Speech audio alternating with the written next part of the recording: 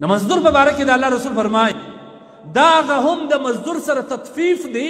تطفیف په ناب طول کې کمی بیشي ده چې مزدور ټوله ورځ کار در سره وکړي، پیسې در سره یې ورته سبا راز سبا یې در کوم، دا هم تطفیف دی. نبی علیه السلام فرمایي اعطوا الاجیر اجره قبل ان یجف عرقه. مزدور ته مزدوري ورکړه مخکې د دې چې د مزدور خوله وچه سوي دي.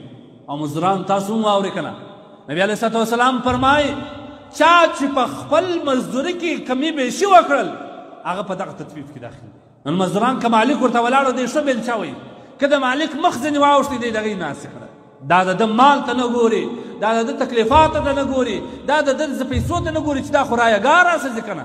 د دواړو خواته ظلم شروع دی، د دواړو خواته ظلم شروع. مولانا شیخ علي تنویر رحمه الله لیکي عجیبه نقطه ده، وایي که یو چا مزدور ته وایي چې زما سره به کار کوي غرمه ډوډۍ دې پر ما ده، ښه یې واوره.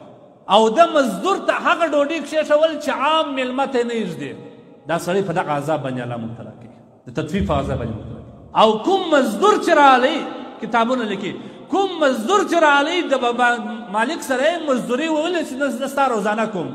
د روزانې مطلب دا دی چې نن زما ته کوم کار وسپارل سو څومره طاقت لرم هغه زه ټول مصرفوم، که د طاقت څخه یوه لیش طاقت کم مصرف کړي دا هم په هغه عذاب کې داخل دی، دا هم په هغه عذاب کې داخل دی. نو مزدوران خو به شکایت دي چې زموږ سره ظلم کېږي، لیکن دا نه ګوري چې ما مزدوري څنګه مزدوري کړې ده، آیا واقع دا مزدوري ما لره حلال ده که نه ده، که حرامه ده که نه.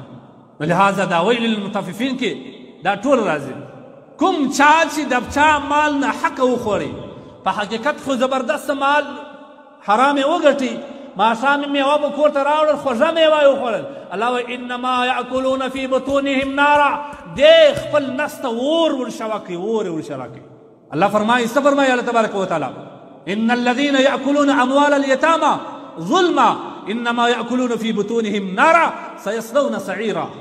هغه کسان چې د یتیمانو مال یې وخوړي په ډوکه یا په ظلم باندې او بیا یې یو زبردست شی ورباندې راني ویې خوړي هړپ یې کوي، الله وایي دا په خپل ناس کې د ده په خېټه کې د اور پروت دی، دا اور دی، دا میوه نه ده، دا اور دی.